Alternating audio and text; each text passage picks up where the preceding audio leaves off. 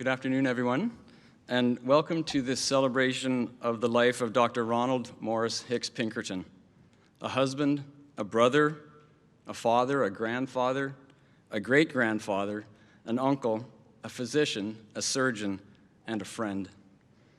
Thank you for joining us here at the Bernstein Performance Hall at the Isabel Center for the Performing Arts. With my mother, my father enjoyed many outstanding concerts here since it opened in 2014, so we're very pleased to be able to hold this celebration of his life here, notwithstanding the challenges posed by the pandemic. And thank you to everyone who has joined us via the live streaming.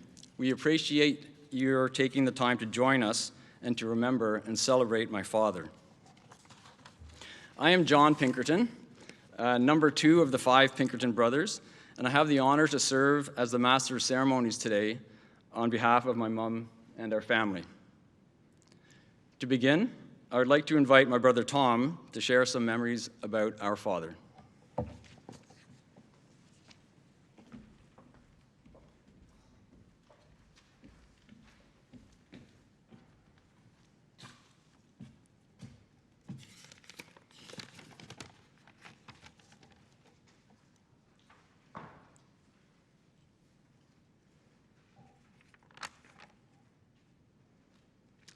Thank you all for coming. There are many things about my father's life that can be celebrated. One of the things that I would choose to most celebrate is his character. Dad valued putting in the hard work to get a job done well. He aspired to achieve a very high standard in everything he did. He was fastidious. Clearly, this was one element of his character that contributed to his academic and professional successes in his younger and middle years. In the later years of his life, this same character trait kept him motivated to regularly sweep every last leaf and pine needle from the front driveway and to annually, manually vanquish the legions of spring dandelions in the backyard. He was compassionate. His professional life was dedicated to helping others, and his private life included lifelong giving to groups and agencies he believed in. He was a man of integrity. His faithfulness and devotion to his friends and loved ones never wavered throughout his entire life. He embodied humility. Through his deeds and actions, it was evident that he held a confident yet modest opinion of his self-importance. He was full of respect for others. Dad was the most gracious person I've ever known. He was unfailingly courteous, kind, and pleasant. A confirming chuckle, a twinkling wink, and a smile were frequently offered up. He could listen intently and loved to engage in one-on-one conversations. These qualities of his character endeared him to everyone who spent time with him.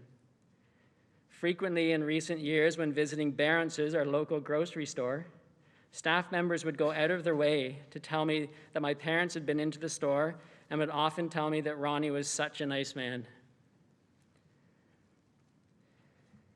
In recent months and years, as my father became more frail and prone to illness and cognitively impacted by his dementia, he never seemed to lose his ability to recognize the love and support being provided by those around him, primarily my mother.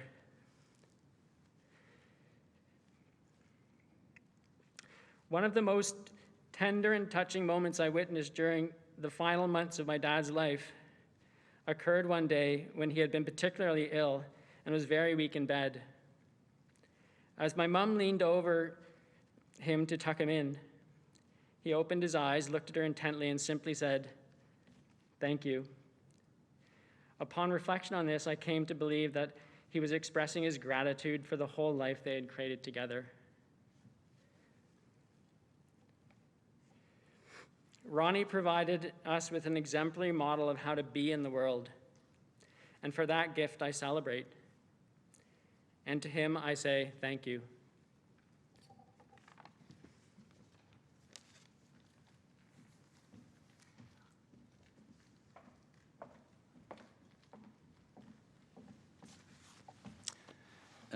Thank you, Tom. And now, Brother David will share some reflections about our Father. Dave?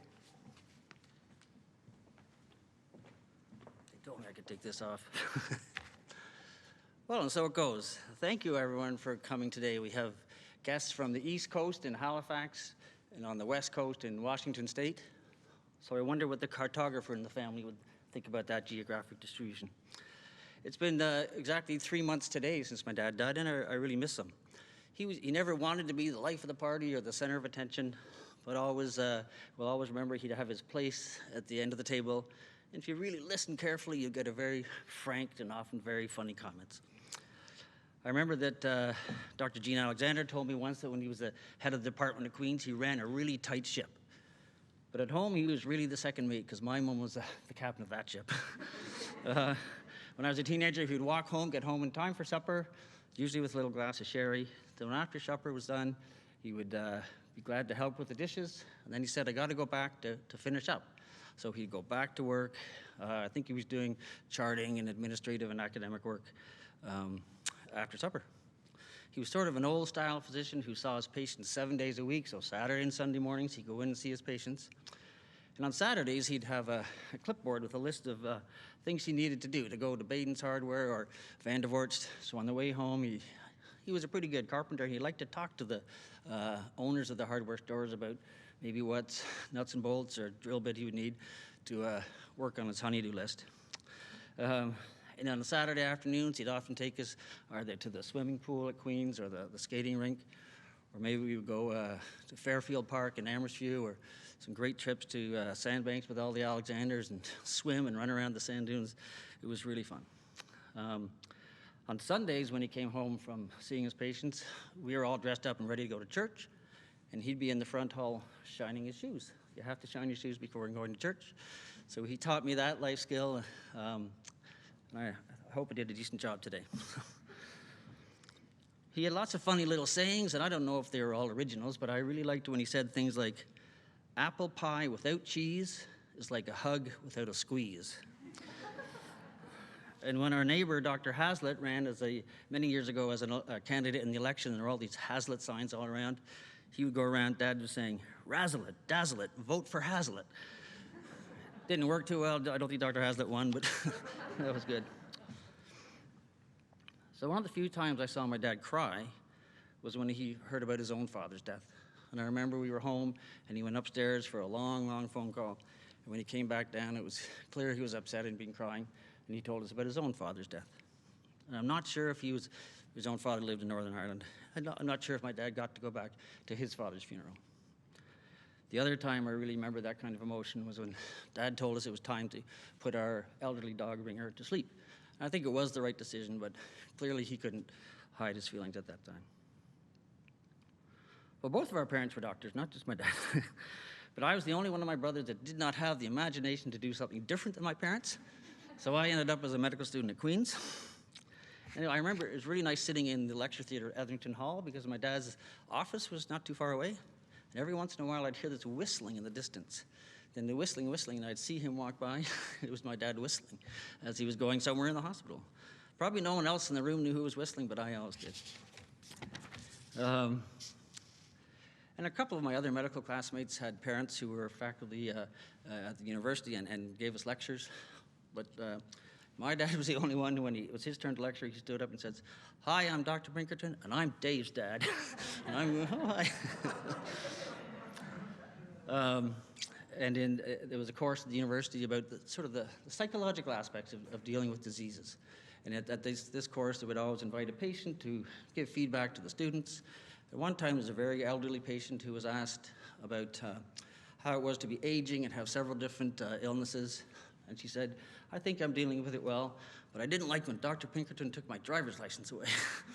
And all of a sudden, the boos started coming, people throwing things at me, as if it's my fault that my dad was doing his job and reporting his patient's visual loss. I think only one more story that I don't think my brothers have heard. When Dad retired from the university, the department gave him a very nice retirement dinner, and we had dinner and speeches, and my mom and I think Dave and Elspeth were invited. It was very nice, and nice things were said. Then after the speeches, one of the other ophthalmologists came up and said, "You must be one of the boys," meaning his sons. I said, "Oh, yeah, I am." He said he remembered when he was training with Dad, and they were scrubbing before an operation to get ready to go into the operating room, and Dad was talking about the boys. I thought maybe he should have been thinking about the patient's cataracts or glaucoma or something. But it was nice to think that he was thinking about us even when he was at work. So I think that's what I'd like to say. I'd really like to give credit where credit is due and thank John and Tom for doing most of the work that brought this afternoon's ceremony together. It's my turn to pass the ball back to John, and he can introduce the next speaker. Thank you very much.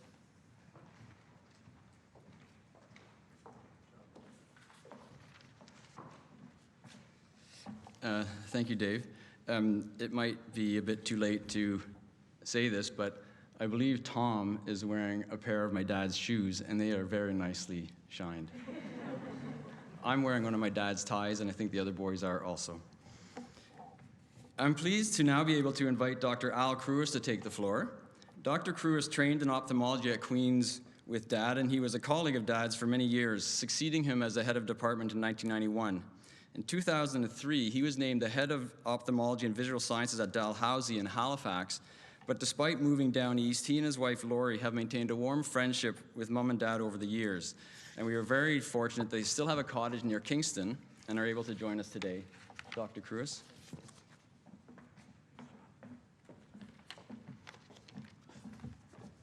Thank you very much. Thanks, John. And following David, I just want to assure you I'm wearing suede loafers, so I didn't need to shine them. Ron Pinkerton was Dr. Pinkerton to me from 1970 to 1984 when he became Ron. But that story comes later. Dr. Pinkerton, or RMH, or RMHP, as his resident surgeons in ophthalmology affectionately referred to him, was the most inspirational and influential teacher of my career. Some are also out in the audience, but we'll talk about that some other time. He was a model of professionalism all his life, especially to all of us lucky enough to be taught by him clinically. RMHP took over from Dr. David Rosen, who left for Long Island's SUNY campus in 1978, looking after retinal detachment patients and his own subspecialty glaucoma practice, a remarkable achievement in itself, but he also took on a huge teaching responsibility. And we residents at the time felt that we had never missed a beat. Ron loved the annual meeting of the Canadian Ophthalmological Society, encouraging his senior residents not only to attend, but to present our academic findings.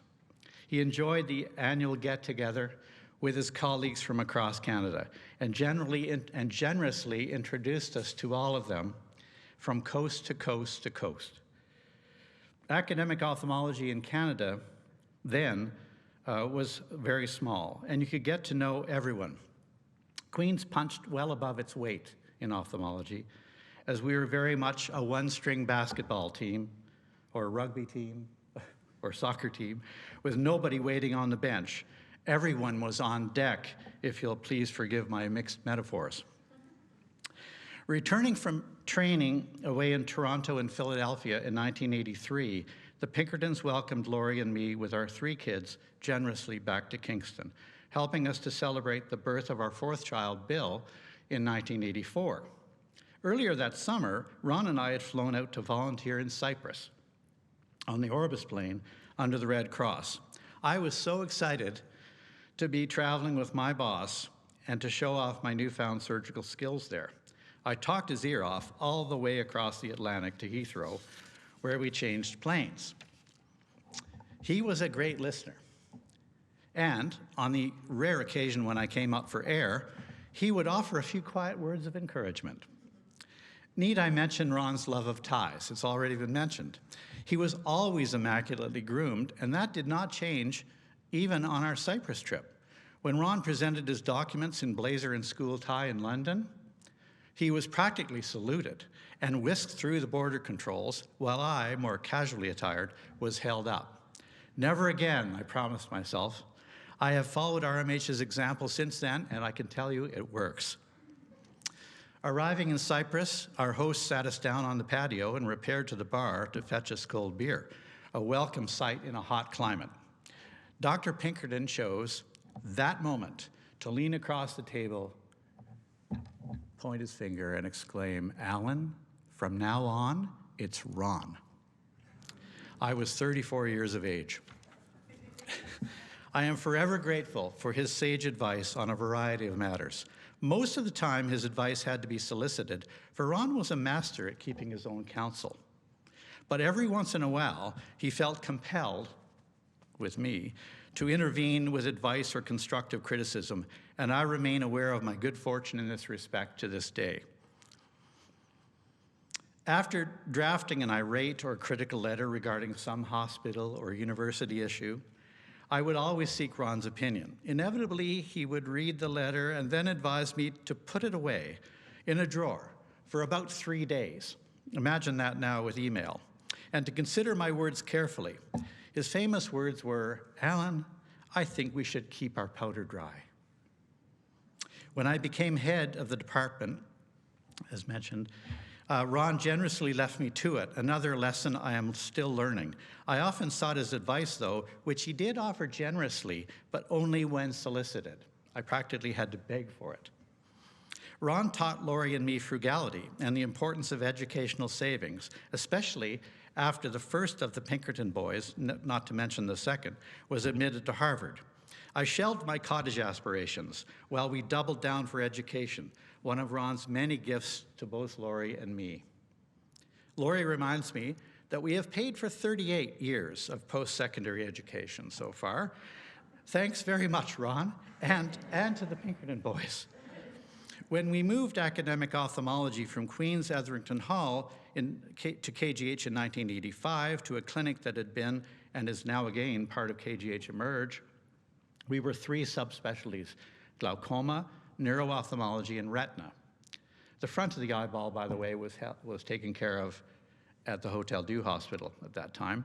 We needed new technology and equipment for this new space, and Ron introduced me to the importance of always keeping a prioritized wish list of requirements for capital equipment. Always be prepared was not only the Boy Scouts motto, it was RMH's motto.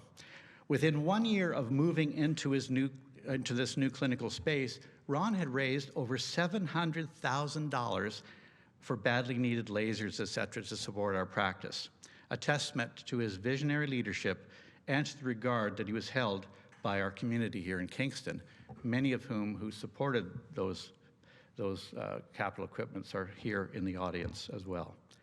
When Ron gave up his glaucoma practice in the late 1990s, after we had successfully recruited Dr. Elaine Wu at Hotel Dieu Hospital, the circle was completed. For Ron came to work with me in my medical retina clinics for over 2 more years. We had a grand time working side by side, seeing volumes of patients, twice the volume I could see by myself. We had a great time, and what a rare gift it was to participate so closely with Ron as one of my surgeon friends now in Halifax calls it, the glide path to retirement. What a rare gift that was, and what a rare gift was Ron Pinkerton to his family and all of us privileged to know him. Thank you.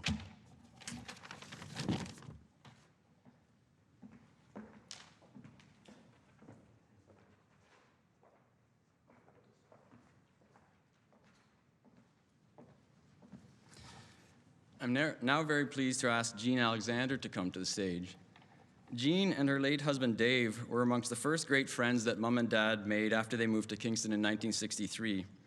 My childhood memories are filled with Sunday evenings watching Walt Disney with the Alexanders, Christmas dinners with the Alexanders, March break skiing holidays with the Alexanders, parties celebrating weddings, birthdays, and other milestones, and many, many other happy occasions.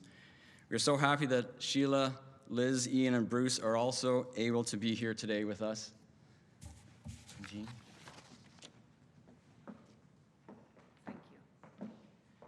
Well, it's a long time, so this will be a long story about memories because, after all, we've known each other for 50 years or so. Anyway, when we came to Kingston at about the same time as Ronnie and Marjorie, and we were both busy. We were all busy finding a place to live. It seemed to be having babies, and we were able to spend a lot of time together and support each other during the difficult times. As the children grew older, we began a ritual of going to the East Coast in the summer and to Owl's Head for skiing in the winter. With some of the longer trips, there was what I called a boy exchange, in which one of our boys traveled with the Pinkertons, and we got a Pinkerton boy. So we had a very quiet trip. I'm not sure about the other people. One morning when we were on the East Coast, we couldn't see Ronnie, and we looked down the beach, and he was building a raft down the end of the beach. And he never did say whether he was building the raft for him to go out to sea for a few hours of the day and have a quiet time, or send a few boys out to sea. And anyway, that worked out quite well. And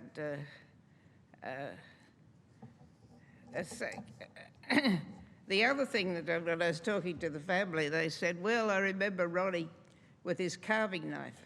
And Ronnie had an electric carving knife, and at Christmas and Easter, when a turkey was on the table, Ronnie would come and cut the most perfect slices of meat with his electric carving knife. And you can imagine with 9 children and 4 adults, there was quite a lot of slices of meat. And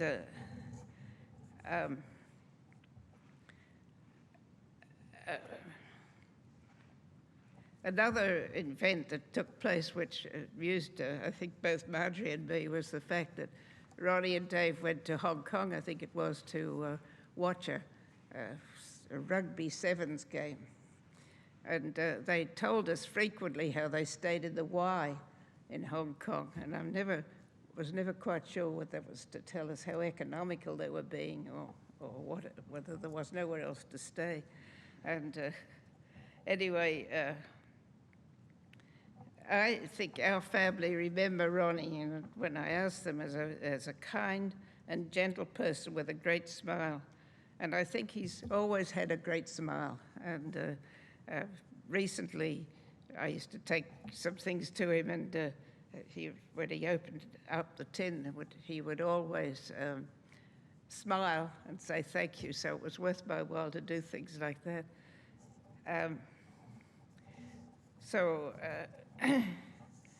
The other things that he became efficient with, and this is his non-ophthalmological background, was at Scottish country dancing. And I think the first time we had that, we lived in an apartment upstairs, and we were having Scottish country dancing, and our neighbours who lived underneath came up the stairs and said, could we join you, because I think you're going to fall through the floor onto our heads. And so we had a lot of memories together, which I value forever, and I value my continued friendship with Marjorie. And I think that's all I have to say, really, about that. You could imagine all the other relationships that we had, and knowing the children as they grew up, and the grandchildren that we have. I don't think we have many great-grandchildren yet, not like the Pinkertons. And there we are.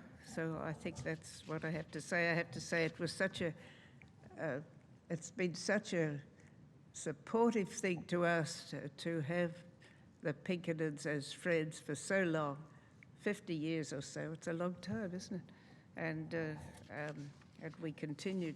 we all continue to value that relationship. Thank you.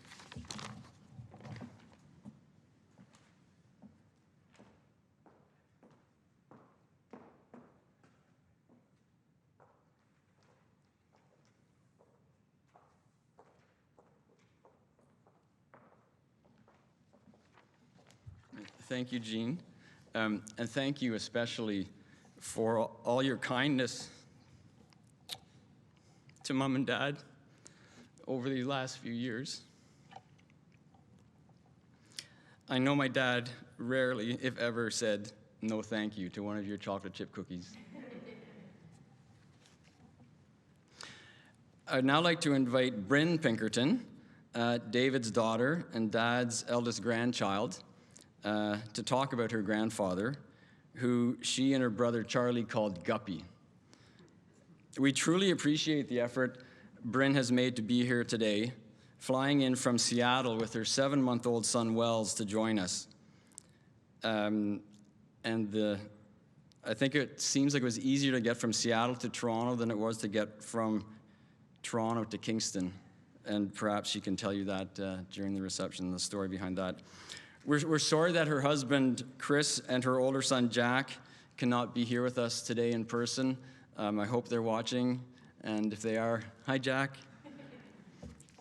Hi, Bryn.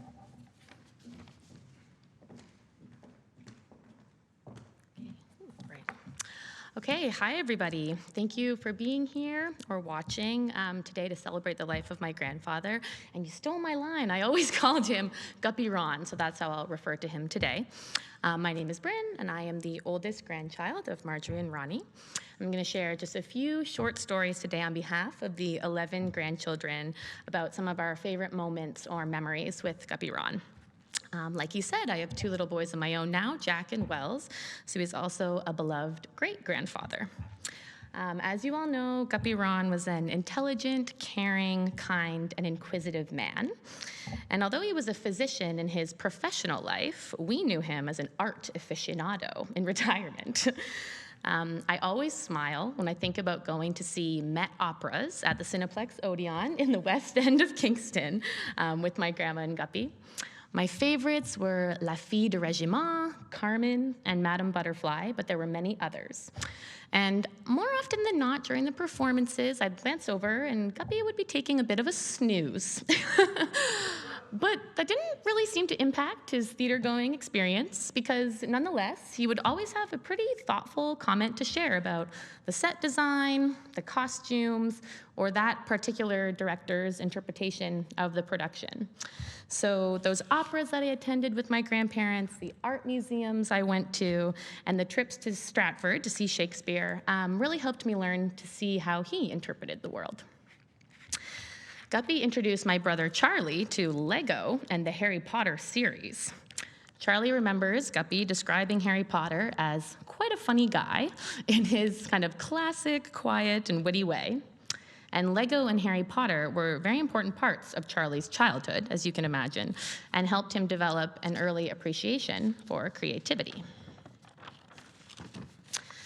Like Jean mentioned, Nicholas shared that some of his fondest memories were the Christmas dinners in Kingston, and Guppy's presence at the head of the table, wearing a paper crown, carving the turkey, were a mainstay over the holidays. At Andrew's 50th birthday, which doubled as a celebration for my grandparents living at Alwington for 50 years, Elena said that Guppy was the most upbeat that she had seen in a while. So she remembers that he always loved their family dogs over the years, and at that party, he was playing with Kesh and throwing the ball and deking her out. So it was a lot of fun that day. Basil and Lewis always enjoyed traveling to the Thousand Islands Playhouse to see performances with Grandma and Guppy. And they remember him humming along to the tunes and always tapping his foot perfectly to the beat. I think you mentioned his fondness for chocolate chip cookies, so after those performances, a treat had to follow. And one time he had to revisit his physician's roots and go on a quest for Benadryl all over Gananoque because a melted treat led to a wasp sting for poor Lewis. His reliability as a calm-tempered fan at either our sporting events or extracurriculars always demonstrated the importance of presence and support, no matter the occasion. So he dutifully attended these hockey, gymnastics, skating, soccer, sailing, skiing, and rugby practices and competitions. And I remember sitting with him once on their floral green love seat in the living room when Teddy and Eric were doing a virtual reality game, and he said it was just remarkable. So he was really curious about our interests and keen to learn more no matter what it was. It meant a lot to Claire when Guppy gave her some painting supplies because he knew they both enjoyed watercolor painting. And a few Christmases ago, he told Andrew he was very impressed with Claire and Kate's figure skating as they watched both of them on the ice. His youngest grandchild, James Ronald Pinkerton, is very lucky to share his name. I'm so grateful for the privilege of watching the kind and supportive partnership between my grandparents. and their shared dedication to family, community, and helping others is always apparent to everyone around them. Those values are very important to my husband and Chris as we now raise our young family. So Guppy Ron was deeply loved and will be very missed by his grandchildren and great-grandchildren. Thank you.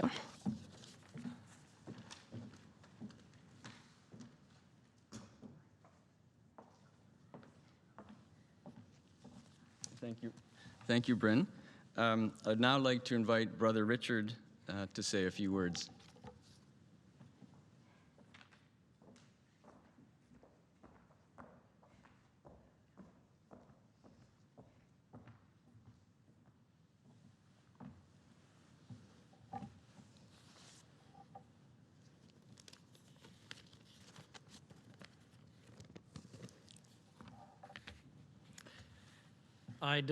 I'd like to reminisce for a few minutes about how we used to spend our summer holidays.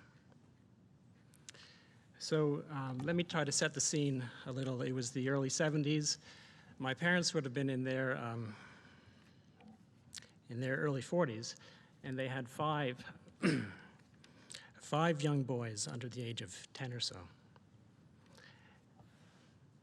I would have been 4 or 5 years old.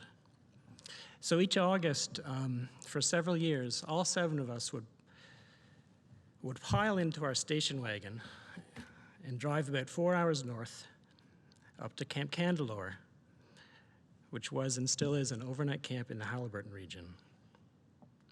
And at camp, we would set up shop as a family for 2 weeks or so, where my father served as the volunteer camp doctor. My older brothers actually enrolled in the camp program, but the younger boys, including me, would stay with my parents in the doctor's cabin, along with most of my stuffed animals that I'd bring up.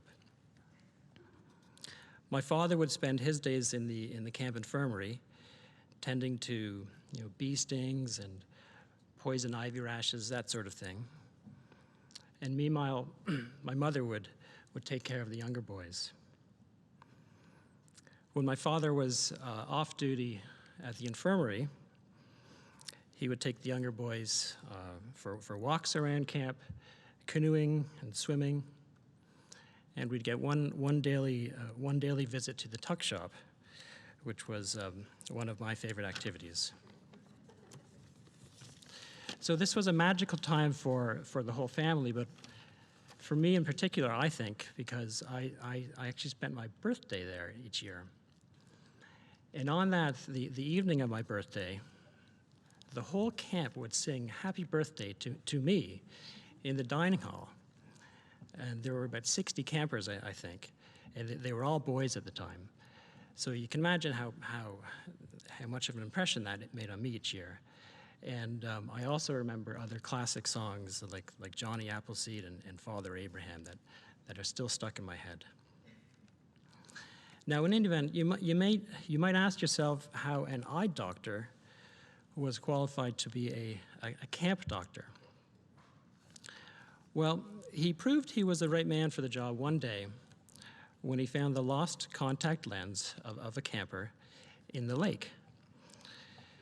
And after that, nobody ever questioned his credentials to be the camp doctor.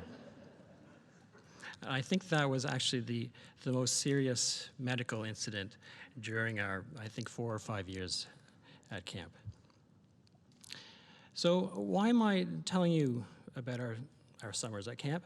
Well, I hope it helps illustrate some of my father's special qualities. For instance, he used his training very much in the service of others. He provided his family with a very wholesome upbringing. He embraced Canadian traditions, even traditions that were very foreign to him from his own childhood. And most importantly, he made his sons very proud of him. Well, to end my brief story about camp, on the way home one year from camp, I think it was in 1974, we made a detour from camp in Halliburton to visit the brand new Toronto Zoo. And while we were there, it turns out we weren't the only family with the idea to visit the new zoo. We ran into another family whose son had just been at camp. So we greeted them, of course, and we were saying our hellos. And then the young camper of this other family turned to my father and asked, "Are you the doctor at the zoo as well?" Well, my father was not the doctor at the zoo, but he was so well respected by this young camper that it seemed entirely plausible that he could have been. And that brings me to my final point. My father was very well respected by everybody who met him, and he earned this respect by selflessly and tirelessly using his talents in the service of others. He set an example to all of us to always try to do the right thing, no matter what course in life we took. And even though he never did become a zoo doctor, I was always immensely proud of my father, and always will be. Thank you.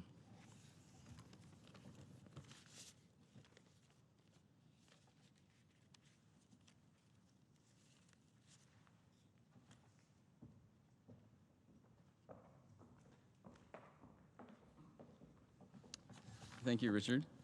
About 20 years ago, I videotaped a little interview with my dad about his childhood and his medical studies and his life before coming to Kingston. Just questions that I was interested in that I had never really had answers to before. And when talking about his childhood, he actually referred to two books that he said were very influential in shaping him as a boy. And this is interesting what Richard says. One was a British book called Bevis, and this was about a number of young children exploring the forests and the hills and the fields of the Lake District of England. And the other was a Canadian book called, somewhat unfortunately, today, Two Little Savages. And it was about two boys in Manitoba who were exploring the wilds of Canada. And he told me in this little interview that as a result of those books and the interest in the outdoors and nature and the wilds, that he once answered the question that school children often get, what will you be when you grow up? And his answer, according on the videotape, is, I'm going to go to Canada to be a fur trapper. It didn't quite work out like that, but as Richard just indicated, he always did have an interest in being outdoors. And I remember many outings as a child with him to Gould Lake, to Bon Echo, which is a provincial park near to here, to Sandbanks, as somebody already mentioned, and to many other parks and conservation areas around Kingston. He didn't necessarily have the opportunity to become a fur trapper or to go on big expeditions, but he really did make an effort to take his boys and his family out into the woods for a walk frequently throughout the year. So I'd now like to ask our final speaker, youngest brother Andrew, to say a few words.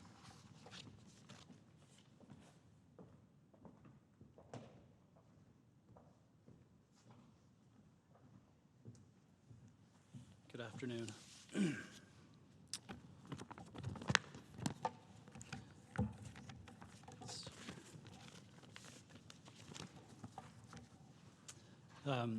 Since Dad's death earlier this year, I've received many kind notes and cards from people, many who are in this audience today. One note in particular came from a gentleman named John Kime. John didn't know Dad particularly well. He actually met Dad on the sidelines of one of my rugby games in high school, where I was playing with John's son. And I've seen John periodically since then, and every time I see him, he mentions, wow, your dad was so intense and he was so passionate about following your rugby. In his note, he wrote, reading your dad's obituary helped me understand his passion for rugby and helped me explain why your dad always seemed ready to pull on his boots and take to the pitch. So as we meet today to celebrate my dad's life, I wanted to take a few minutes to talk about that passion for rugby and the pleasure it gave him throughout his life, both as a player and as a fan. Dad began his rugby career as a teenager at Methody College in Ulster. He was selected to the first 15, and in 1949, that team won the Ulster Schoolboys Championships. Not a bad start to a rugby career, playing for the best high school team in Ulster. Dad continued his rugby career playing at Queen's University in Belfast in medical school, and after a few years, again, made his way onto the first 15. This led to an invitation to join a touring side that traveled to the west coast of North America to play rugby games in Vancouver, Berkeley, California, and Los Angeles. And this was a very important time in Dad's life. You have to remember it's 1953, 8 years after the end of the Second War, and a group of young men from a small place like Ulster traveled what probably seemed halfway across the world to play rugby and enjoy the camaraderie of a rugby tour. It was also important because it indicated how good a rugby player Dad was. Of the 20 to 25 people on that tour, fully 8 were Irish internationals and included Jack Kyle, who still to this day is considered one of the best to ever play for Ireland.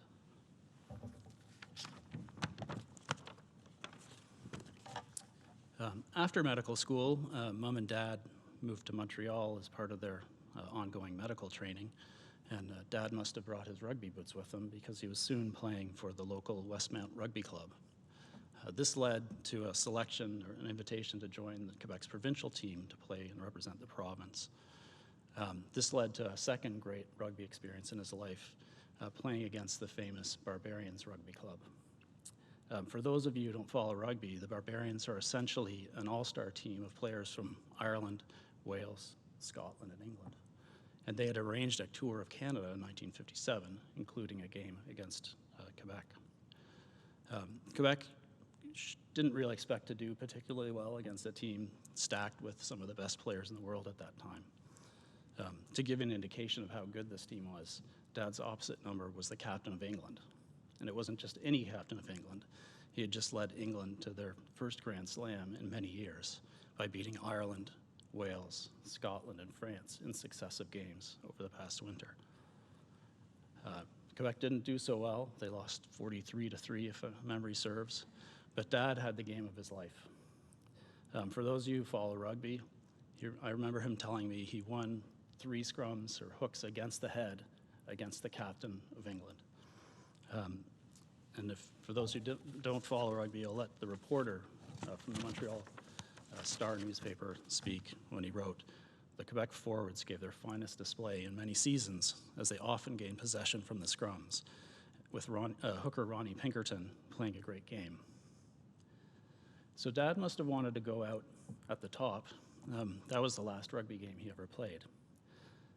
For the next 25 years or so, he and Mom were busy raising an ever-growing family and managing their busy medical practices. It was in the 1980s when Dad returned to the game, but this time as a fan. In Canada, rugby was starting to be televised, and Dad spent many Saturday and Sunday mornings hosting friends in his study or traveling to a pub in Toronto or Ottawa to visit with friends and take in the latest international. And this went on for many, many years. It was about this time that I started to play rugby, and Mom and Dad often traveled to watch me play in Toronto and Boston, and even as far as Houston, Texas. I wasn't the only Pinkerton to take to the rugby field. A few of the grandkids here, Nicholas and Elena, played rugby, or Elena is still playing rugby today. And I think Dad was tickled when she was invited to play for the Quebec provincial side, the same team that he played for back in 1957. I think I could probably go on for much more time than we have today about Dad's rugby career and successes in rugby, but I thought I would leave you with this. Last year, as I think Bryn mentioned, we celebrated the 50th anniversary of Mom and Dad moving into their house at Alwington, just across the way here.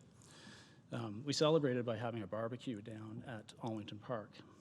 And after the game, a few of the grandkids pulled out a rugby ball and started to pass it around.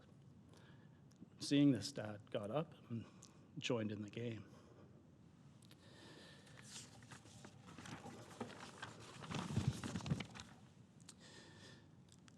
John Conn's note reminded me of this. Dad playing rugby with his sons and grandkids. Despite being 88, having a fading memory, he was still ready to pull on his boots and take to the pitch. Thank you.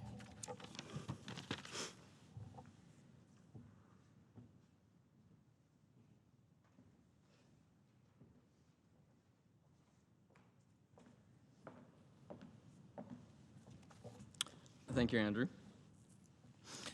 Dad not only had this lifelong interest in rugby, but he also developed a new interest in the winter sports that Canada offered when he and Mom came in the 1950s. Mary Hall, who is a great friend of theirs who came with them from Northern Ireland to Canada, once told me the story about the time that she and my mom and dad, all young physicians recently arrived in Montreal from Northern Ireland, were taken by Quebecois colleagues into the Laurentians north of Montreal. Perhaps it was to Mont Tremblant for a day of skiing. And Mary herself was somewhat dubious when looking up at the mountain. And she said to my dad, "You're not going to come down there, are you?" To which he apparently replied, "Oh, yes, I am. I read a book about it." Many years later, by which point perhaps he'd read some other books, he and Mom loaded all 5 of us into a very big car each March for a week of skiing at Owl's Head in the eastern townships of Quebec. Truly memorable holidays for all of us with the Alexanders and other families from Kingston. And later still, he took up cross-country skiing after reading a book, which gave him and Mom ample opportunity to explore the trails of Quebec with good friends such as Jeff and Betty Torrable and others. And he even entered the Keskanada ski loppet race in Gatineau near Ottawa. So I think he had an interest and a love of a range of sports, but I'll always remember him for his interest in cross-country skiing, which is a sport that Tamara and I and our kids enjoy in the Outaouais region near Ottawa. So Andrew's remarks bring this part of the celebration to a conclusion. So thank you once again to everyone who has joined us today here in Kingston or online to celebrate the life of Ronald Morris Hicks Pinkerton. My mother and my brothers and our family here truly appreciate the effort you've made. Thank you very much.